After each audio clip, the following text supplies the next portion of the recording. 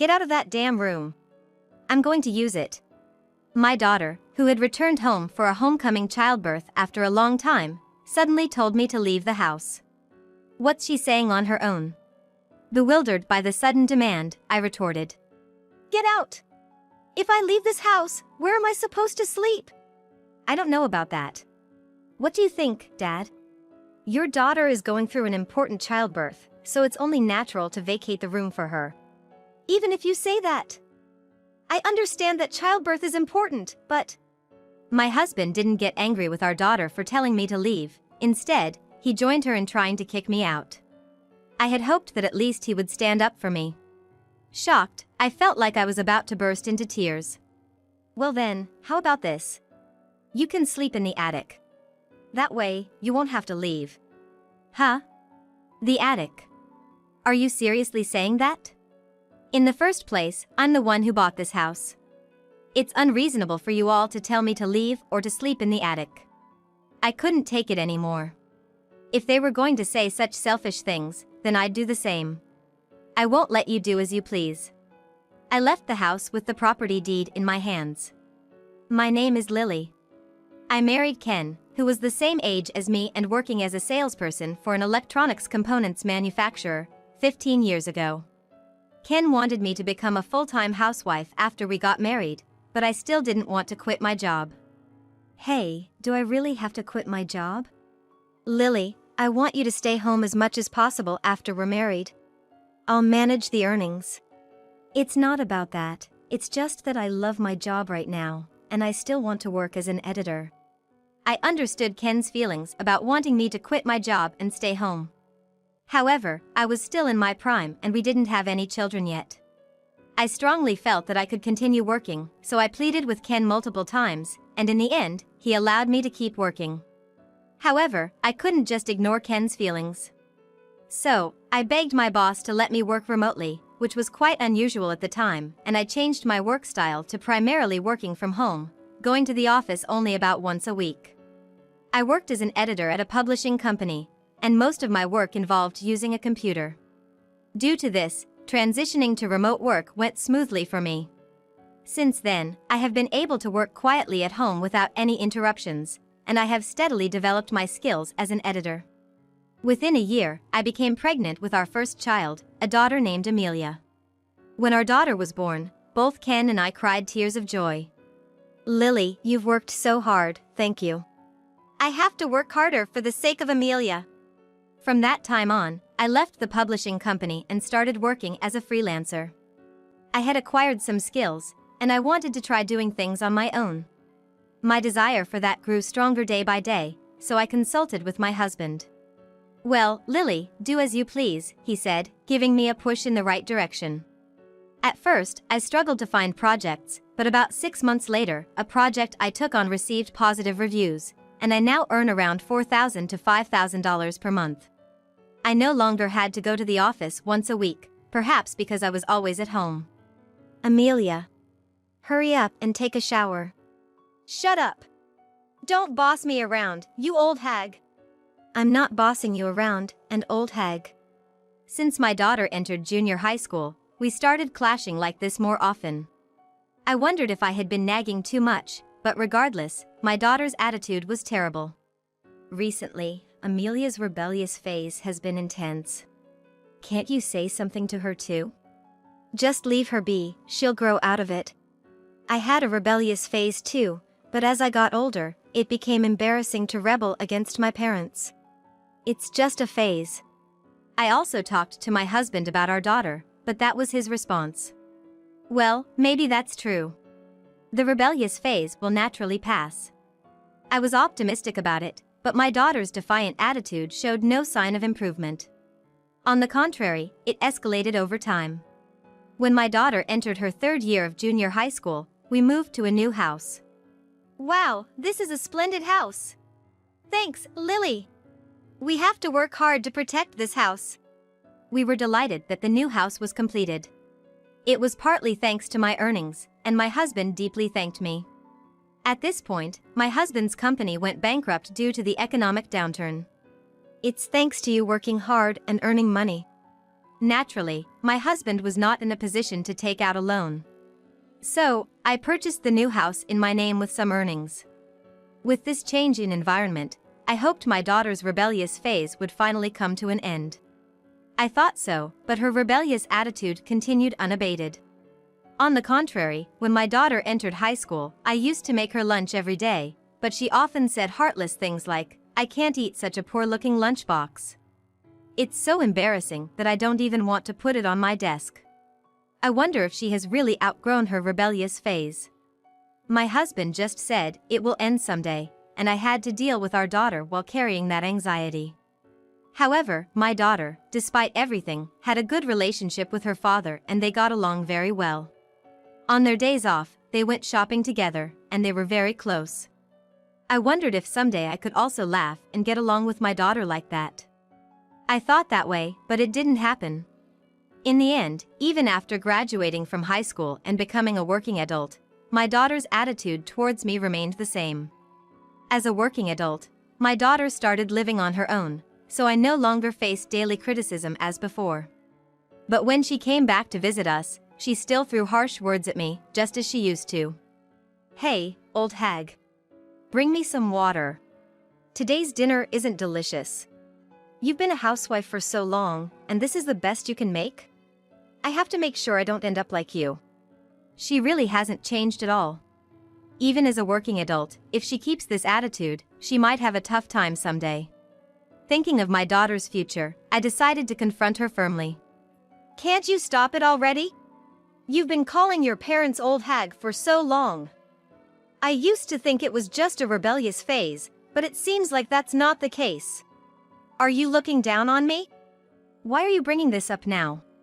It's because of you, always being at home, that I felt suffocated. Do you know how stressful it was to be told what to do day in and day out?" I see. So, that's what it was. She was stressed by my casual words. I had unknowingly caused her stress. I tried to apologize to my daughter, but it seemed her anger hadn't subsided. With a bright red face, she continued. "Besides, Dad was saying that this house was built with his hard-earned money, right? You've just been lazing around at home, not earning anything, and he complained about it. I'm so angry thinking about how I've been bossed around by someone like you." Huh? What's this? When did it become something that my husband built? That's not true. Enough. I don't want to hear your excuses. I'm leaving. Without listening to my side of the story, my daughter stormed out. Did my husband really say such things? Could it be that my daughter made up the story herself? With growing suspicion, I stood alone, lost in thought. All right. I should just ask my husband directly. At night, when my husband returned from work, I confronted him about what our daughter had said to find out if it was true or not. "Hey. Today, when Amelia came." "Yeah, did she seem well?" "She did seem well, but, you see." "What's wrong?" "Amelia said, this house was built by Dad. Mom just lazes around and doesn't earn anything." "Did you really say that?" As soon as I asked, my husband's expression clearly turned sour. From his expression, it seemed like it was indeed true. "I wouldn't say something like that. What are you talking about? I'm tired today, so I'm going to take a shower and go to bed." My husband said that and went to the bathroom without eating, then headed straight to the bedroom without even facing me. I still didn't know the whole truth, but judging from his attitude, it seemed like my husband had indeed said those things. Why hide it? It would have been better if he had just told the truth. From that moment on, I began to harbor mistrust towards my husband. 6 months later, my husband informed me that our daughter was getting married. "Amelia is getting married, and it seems she's already expecting a child." "What? This is the first time I've heard of this." Why didn't she tell me such an important thing directly? I've known for a while that she might get married. She must really hate me. I was shocked to hear the news from my husband without any prior notice from our daughter, but I was genuinely happy about her marriage and impending child. I see. So, what about the wedding? They're planning to have the wedding after the baby is born and things settle down. I really didn't know anything about that child. Where did I go wrong? I just said, I see, to my husband with only that to say. 1 month later, we had a meeting between both families. It seems like I won't have many opportunities to see my daughter anymore. I thought that, but then, 5 months later, my husband suddenly came home with our daughter. What's going on all of a sudden? Isn't Amelia living with her husband? She came back to her parents' house, so what's the big deal? Well, I guess that's true. I was taken by surprise because I had become afraid of seeing my daughter. But why did they suddenly come like this? I wondered, and then my daughter made a shocking statement. I'm going to use the damn old lady's room, so get out. Why are you saying something like that all of a sudden? Asking me to leave? Don't you understand why I came back home? It's because I came for a homecoming childbirth. Having you here is so stressful. Even if you say that. It's quite selfish to come back suddenly and tell me to leave. I understand that you came back for a homecoming childbirth and that you shouldn't accumulate stress, but if you kick me out, where am I supposed to stay and eat? I don't know about that. Figure it out yourself. Right, Dad? My daughter had a smirk on her face the whole time. As for my husband, far from stopping our daughter, he nodded as if he agreed with her. Then he said to me, "Well, how about this? You can sleep in the attic. That way, you won't have to leave, right?" Huh? Are you serious about the attic? Moreover, I'm the one who bought this house, and it's unreasonable for you two to tell me to leave or sleep in the attic. I've endured everything they've said so far because I thought we were a family. But to these two, I must have just been a mere cohabitant. I've had enough. Fine, do whatever you want with this house. I'm leaving. Really? That's great. Get out quickly. My daughter was overjoyed when I said I was leaving. Well, she can be happy like that for now. I won't silently endure being treated like this. Just watch. I will definitely get my revenge. I didn't want to spend even a second longer in this house. I hastily packed my work tools, clothes, and other belongings into a suitcase, along with the property deed. Hey, you don't have to leave like this. It's too late for that now. Exactly. You were even belittling me and lying to our daughter. What? Trying to stop it now is too late. I'm sorry, but I'm divorcing you too. Divorce? There's no need to go that far. Let me make it clear, it's because you said weird things to Amelia, and have been mistreated by her all this time. You claimed that I didn't buy this house, didn't you? At first, you denied it, but your attitude made it clear. I shouted at my husband in anger, surprising even myself with how loud I could be. He fell silent, apparently taken aback by my outburst. If you're not going to say anything, then it's true, isn't it? Well, it doesn't matter anymore. I'll send an email about a lawyer. Let's discuss further through the lawyer. Fine. He agreed to the divorce so easily. It made me realize that there had been no love left between us for a long time. I shouldn't have married someone like him in the first place. Finally, I can say goodbye to you. Do your best in your future, whatever it may hold. As I was about to leave the house through the front door, my daughter called out to me. Such an insolent child. I gave her a stern look and said, "Yes, I'll do my best." You, on the other hand, might have some unexpected things happen in your future, but do your best with your father. Huh? What are you talking about? I don't understand a word you're saying. Oh, I get it. You're just saying random things because you're upset about being kicked out. If that's what you think, that's fine. It'll be easier for me this way. I'll keep quiet about the fact that you two will lose this house soon. And so, I left the house and immediately went to a real estate agency. The reason, of course, was to sell that house. I don't care how much you offer. I just want to sell it. When I told the agent, they agreed to purchase it right away. I handed over the deed to the house and signed the sales contract. Now, that house belonged to neither my husband nor my daughter. In addition, I didn't want to be homeless, so I also signed a contract for a cheap rental property. They said I could move in within a week. For the time being, I decided to stay in a nearby hotel. Now, you too, you better regret making me angry. I thought to myself as I went to sleep that day. The next day, I was awakened by a phone call. All right, let's go together. The caller was the real estate agent, wanting to visit the house once. I went to the real estate office from the hotel and then to the house with the agent. Yes. When I knocked at the door, I heard my husband's voice from inside. He must not have expected me to come. It's me. Huh? Lily? Wait a moment. After his surprised response, he unlocked the door and let me in. Did you change your mind and come back? And who's this guy? My husband had a puzzled look on his face when he saw the real estate agent. Understandably so. I had arrived at the house with an unknown man. It doesn't matter who he is. Just move aside. Come on, please, take a look. I pushed my husband aside and walked into the house, with the real estate agent following hesitantly. Wait. Who is this guy? It's none of your business, I retorted, annoyed by his constant interference. As my husband followed me, looking frustrated, we entered the living room. This is the living room. I started explaining the room to the real estate agent, and that's when my daughter, who was sitting on the couch, exclaimed in surprise. Huh. Why is that damn woman here? I thought she left. Yeah, I've already left. Well, it won't be long before you guys have to leave this house too. While thinking that in my head, I continued to ignore my daughter and guide the real estate agent. During all this, my husband and daughter kept shouting, but I didn't pay any attention.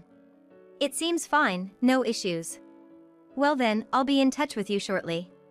Sorry for the noise. We'll kick them out soon.